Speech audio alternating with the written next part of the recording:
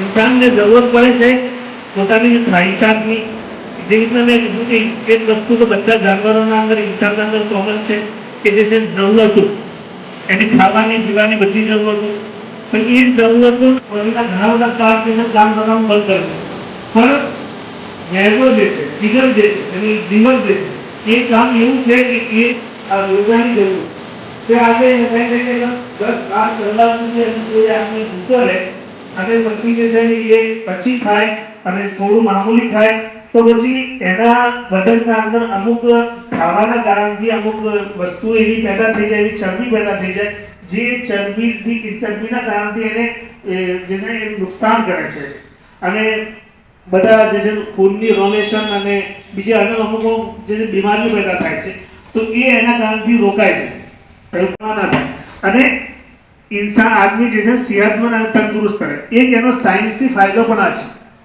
तो मारा भाईओ रोजानो जैसे एक आ मकसद छे। बीजो जैसे एवी वस्तु आवी गई जे वस्तु तारा माटे नुकसान दे छे, भविष्यना अंदर या तारी जिंदगीना अंदर तने नुकसान आपी शके छे, एवी वस्तु तारा सामे आवी गई तो तारा पासे होवाना बावजूद तू न खाई शके। जैसे जीवितना के मिसाल आपू, जैसे शराब, जैसे शराब जैसे आम થઈ ગઈ છે, આપણે ડ્રિંકિંગ નો જે છે આમ માહોલ બનતો જાય છે તો આદમી એ બધા જાણે છે કે એ નુકસાનકારક છે।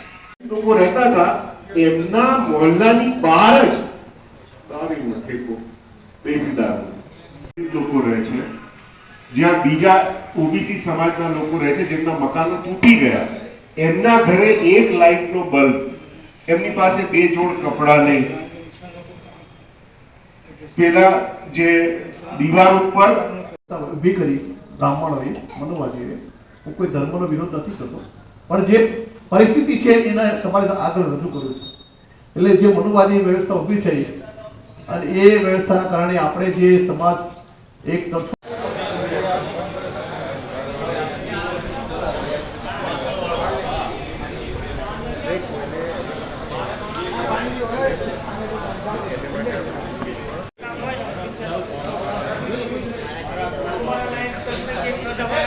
કે ઇસ્લામના અંદર કોઈને જબરદસ્તી મુસલમાન કરવાનો જે છે ને આવતું જ નથી. કુરાન શરીફના અંદર એક કિસ્સો હું બતાવું કે લા ઇકરાહ ફિદ્દીન, એ આયત જે છે અલ્લાહ પાકને નાઝિલ ફરમાઈ, અને એનો મકસદ શું છે કે દીનના અંદર લાવવા માટે તમે કોઈના ઉપર જબરદસ્તી ના કરી શકો. એ વસ્તુ એ ક્યારે નાઝિલ, એ કે આયત ક્યારે ઉતરી ખબર છે? એનો વાક્યો એ છે કે મદીનાના અંદર આપ સલ્લલ્લાહુ અલૈહિ વસલ્લમ હતા, તો મદીનાના અંદર બે કબીલા હતા, ઔસ અને ખઝરજ. એને અંદર અમુક લોકો જે છે ને એવા હતા કે એ જમાનાના અંદર યહૂદી બધાથી ઊંચી કોમ સમજવામાં આવતી, કેમ કે એમના પાસે કિતાબ હતી, બીજા પાસે આસમાનની કોઈ કિતાબ નથી, એટલે અરબના અંદર જે છે યહૂદીઓને બધાથી ઊંચા સમજતા. એટલા માટે જે છે આ લોકો જેના પાસે કિતાબ નથી, ઔસ અને ખઝરજ, એ લોકોને પોતાના છોકરાઓને યહૂદી બનાવ્યા. પછી જાણે ઇસ્લામ આવ્યું, તો ઇસ્લામ આવ્યાના પછી જે છે ને એ લોકોને એમ કીધું કે ભાઈ જે છે અમે અમારા છોકરા ઇસ્લામના અંદર પાછા લાવીએ. તો અલ્લાહ પાકને જે છે એ છોકરાઓને પૂછ્યું એમના મા બાપને કે તમે હવે ઇસ્લામમાં આવી જાઓ. તો પછી એ છોકરાઓને ના કીધું કે ના અમે તો નહીં આવીએ, અમે તો જે છે આ મઝહબ ઇખ્તિયાર કર્યો છે યહૂદીનો, તો એ જ મઝહબ ઇખ્તિયાર કરશું. તો પછી એમના મા બાપને જબરદસ્તી કરી કે ના તમારે આવવું જ પડશે. તો અલ્લાહ પાકને આયત નાઝિલ ફરમાઈ કે ના તમે કોઈના ઉપર જબરદસ્તી કરી ના શકો, એ બાલિગ થઈ જાઓ, એને સમજ આવી ગઈ, એને જે કરવું છે એ એના ઇખ્તિયારમાં છે, તમે એના પર કઈ જબરદસ્તી કરી ના શકો. એ અલ્લાહ પાકને જે છે આ કુરાન શરીફની અંદર આયત નાઝિલ ફરમાઈ. તો જે છે આપણી જિંદગી સુધારવા માટે, આપણે જે છે ને સારા વ્યક્તિ બનવા માટે આપણે જે છે ને આવા બેટરીઓને ભળવા જોઈએ, તાકે આપણા અંદર જે છે સારા સંસ્કૃત આવે અને સારા અખલાક આવે. અને એ સારા અખલાક એ ઇન્સાનની કદર. ઇન્સાન અને જાનવરનો ફરક શું છે? इंसान અને જાનવરના અંદર ફરક અખલાકથી જ સમજમાં આવે. मेरा नाम कौशर अली सैयद है और मैं मस्जिद वन का executive committee, all India Muslim development council का जो मस्जिद वन मूवमेंट चल रहा है उसका एग्जीक्यूटिव कमेटी का मेंबर हूँ. कई सालों से एजुटेशन और गवर्नमेंट की नाइंसाफी वाली पॉलिसी के खिलाफ हम लोग जद्दोजहद कर रहे थे. तो पिछले एक साल से डिमोलिशन कॉरपोरेशन के द्वारा किया गया और 20,250 मकानों को तोड़ा गया. तो जब मैं मुस्लिम एरिया में गया और नॉन मुस्लिम एरिया में गया तो दोनों जगह पे मुझे ड्रास्टिकली बहुत सारा चेंजेस दिखा. मुस्लिम एरिया के मकान पक्के हैं, बच्चे स्कूल जा रहे हैं, लोग शराब नहीं पी रहे हैं, शराब के ठेके नहीं हैं, इतने शानदार तरह से अपनी जिंदगी जी रहे हैं.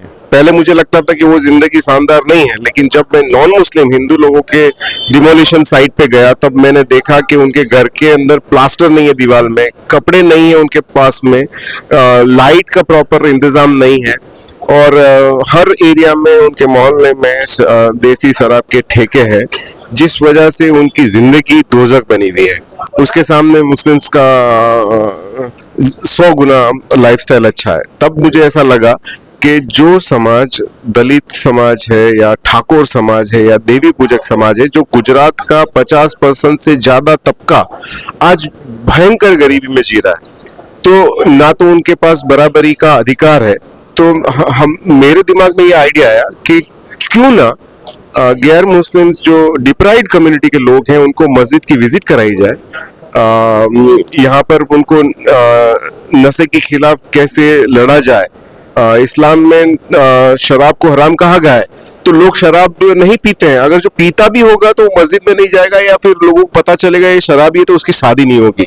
तो इतना सख्त नियम की वजह से मुसलमानों की नशा न करने की आदत की वजह से उनकी जाहो जलाली हो रही. आज गरीब से गरीब माँ बाप के बच्चा अपने बच्चों को स्कूल भेज पा रहा है, जब तब के हिंदू के अंदर देखो तो वहाँ हालत बुरी है. न सरकारी स्कूल में बच्चे पढ़ पाते हैं, न प्राइवेट स्कूल में जा सकते हैं. इसीलिए इस पैगाम को, मस्जिद वन के पैगाम को मुसलमानों के साथ में गैर मुस्लिम तक भी पहुंचाने का हमारी फर्ज है, इसलिए हम उसके ऊपर काम कर रहे हैं. आज मस्जिद में आए कैसा रिस्पॉन्स रहा मुस्लिम समुदाय के? इनको तो पहले तो भरोसा ही नहीं था कि मस्जिदों में अति दलित जो वाल्मीकि समाज जो सफाई कर्मचारी है वो मंदिर तक नहीं जा सकता है और वो मस्जिद तक आ गया और मस्जिद में बैठकर खाना भी खाया, इफ्तार भी किया और मस्जिद की विजिट भी किया। तो इनको तो इनका कॉन्फिडेंस बिल्ट अप हुआ है कि हम भी एक बराबर के शहरी हैं।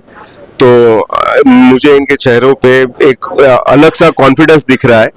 अब हमने जो इनको नसीहत की है, अगर वो कुछ लोग उसको अगर अपनी जिंदगी में उतार लेंगे तो इनकी जिंदगी भी अल्लाह के फजल करम से ठीक हो सकती है।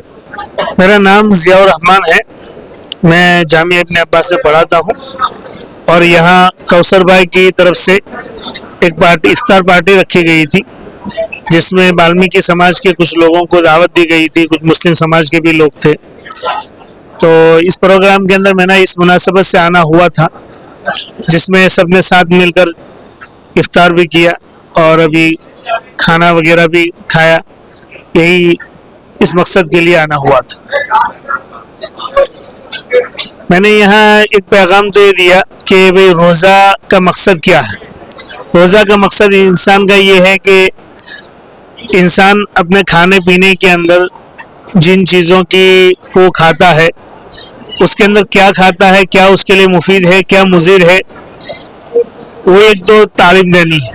दूसरी बात, इंसान जब भूखा रहता है तो फिर उसको भूख का एहसास होता है, तो उस भूख के एहसास की वजह से वो दूसरे गरीब और जो कमज़ोर जिनको खाना नहीं मिलता है उन लोगों को की फिक्र पैदा हो, उन लोगों का दर्द जो है उसको समझ में आए। ये रोज़े का जो मकसद है। तो इसी मुनासबत से कुछ जो है पैगाम भी दिया। दूसरी बात ये दी कि भाई रोज़े से आदमी को अल्लाह पाक ने जो इम्तियाज़ दिया है वो इंसान को इम्तियाज़ अक्ल से दिया है। तो अल्लाह पाक जो है उस अक्ल के ज़रिए इंसान को सच्चा और सही और गलत के दरमियान में इंसान को खुद फिक्र करनी चाहिए और सोचना चाहिए कि भाई कौन सी चीज़ मेरे लिए मुफीद है, कौन सी चीज़ मुफीद नहीं। क्योंकि दुनिया के अंदर बुराई को भी अच्छा कहने वाले लोग मिलेंगे और अच्छाई को भी बुरा कहने वाले लोग मिलेंगे। अक्ल अल्लाह पाक ने इसीलिए दी है कि हम खुद सोचे कि अच्छा क्या है, बुरा क्या है। यही जो है आज मैंने पैगाम दिया। मेरा नाम है पुरुषोत्तम वाघेला। मैं वाल्मीकि समुदाय है, इस समुदाय के साथ मैं काम करता हूँ। मेरा एक लीडरशिप है, नेतृत्व करता हूँ। जो सफाई कर्मी है पूरे गुजरात में जो मेंढ्यूस के अंदर का काम करते हैं, सीवर है या सेफ्टी टैंक है, सफाई काम करते हैं। खुले में शौच क्रिया हो रही है, इस मुद्दे के लिए हम काम करते हैं। जो आज रमजान का एक त्यौहार है जो मुस्लिम बिरादरी समाज है और जो इसका रोजा चल रहा है, इस अंतर्गत आज जो वाल्मीकि समुदाय है जो सबसे विभाजित हो गए हैं, वाल्मीकि समुदाय इसको तिरस्कृत किया है सभी समाज ने। लेकिन मुस्लिम समुदाय एक ऐसा समाज है कि वाल्मीकि समाज के साथ कभी भी छुआछूत या भेदभाव या अनटचेबिलिटी कभी भी नहीं रखते। एक सद्भावना, एक समानता और दिल से वाल्मीकि समाज को सम्मानित करते हैं। वाल्मीकि समाज के साथ बैठ के खाना खाते हैं, पानी भी पीते हैं, अच्छी तरह दिल से बात भी करते हैं। और वाल्मीकि समाज के अंदर जो भी बदी है उसको कैसे सुधारना चाहिए, वो भी मुस्लिम समुदाय कभी कभी इसको सलाह सूचन, मार्गदर्शन और कुछ न कुछ सहयोग देने की बात भी करते हैं।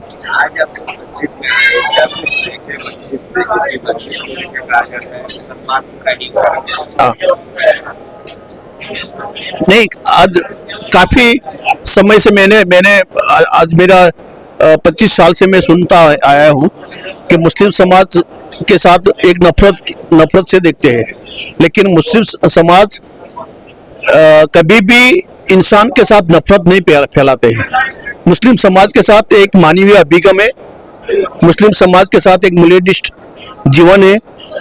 सभी समुदाय के साथ एक मानवता का व्यवहार करने की बात है। आज हम मस्जिद में आए हैं, लेकिन इधर ऐसा कोई नहीं है कि हमको कुछ मुस्लिम बनाने की बात करते हैं या कुछ हमको कुछ डर लगता है और भय लगता है, हम साथ में बैठ के खाना खाते हैं, बैठते हैं, बातचीत करते हैं। तो हम खुद हिंदू है, लेकिन हिंदू समाज के अंदर जितने भी समुदाय है वहाँ हमारे साथ भेदभाव होते हैं, हमारे साथ छुआछूत होते हैं, हमारा रहठान और हमारी सुरक्षा सलामती बिल्कुल नहीं है। लेकिन मुस्लिम समाज के साथ हमारा एक अच्छा सा नाता है। वहाँ मुस्लिम समुदाय के साथ हम खाएंगे, बैठेंगे, रहेंगे या बातचीत करेंगे तो हमारा जीवन सुरक्षित लगता है। मेरा नाम राकेश मेहरिया है और मैं एक सामाजिक कार्यकर्ता हूँ। आज यहाँ पे हमारे साथी कौसर अली सैयद ने हमें आज बुलाया था यहाँ पे, और आज यहाँ हमने देखा कि मुसलमानों ने जो पहल की है भाईचारे की, कि यहाँ पे दलित समाज के लोगों को बुलाया है, उनके साथ बैठा कर एक ही थाली में हमने साथ में खाना खाया है, उन्होंने इबादत की है, हमने देखा है। और यहाँ से एक अच्छा मैसेज जा रहा है कि मुस्लिम समाज एक मैसेज दे रहा है कि दलित समाज में जो वाल्मीकि समाज है उनमें सबसे ज़्यादा जो ये शराब की जो आदत है और जुए की जो आदत है उससे दूर रहे और अपने बच्चों को पढ़ाए और आगे बढ़े। तो ये मुस्लिम समाज की जो पहल है वो एक अच्छा मैसेज है और ये जाना भी चाहिए। लेकिन एक तरफ अगर बात करें कि जो हिंदुत्व की बात चल रही है और हिंदू इलाके में रहने वाले दलित लोग, उन लोगों के बस्ती में या आजू बाजू में जो दारू के, जुए के, नशे के जो कारोबार चल रहे, अड्डे चल रहे, और सबसे ज्यादा परेशान यही लोग हैं। और इनके ही बच्चे जब छोटे से बड़े होते हैं और उस शराब के नशे में डूब जाते हैं या किसी और नशे में डूब जाते हैं, जिससे उनकी पूरी जिंदगी खत्म हो जाती है। 20, 25, 30 साल की बहनें विधवा हो जाती है। जो लोग इस शराब के या नशे के कारोबार में पड़ते हैं उनकी जिंदगी 25, 30, 35, 40 वर्ष में खत्म हो जाती है। तो अगर ये मुस्लिम समाज ने जो मैसेज दिया है तो मेरे ख्याल से बहुत अच्छा मैसेज है। तो हमको ये नशे के जो व्यसन है उससे दूर रहना चाहिए और अपने बच्चों को पढ़ाना चाहिए, जिससे कि हम आगे कुछ तरक्की कर सके और हमारे विस्तार में, हमारे एरिया में, हमारे आजू बाजू में जो अड्डे है उसके लिए आवाज उठानी चाहिए कि भाई यहाँ से बंद करो, हमें ये नहीं चाहिए।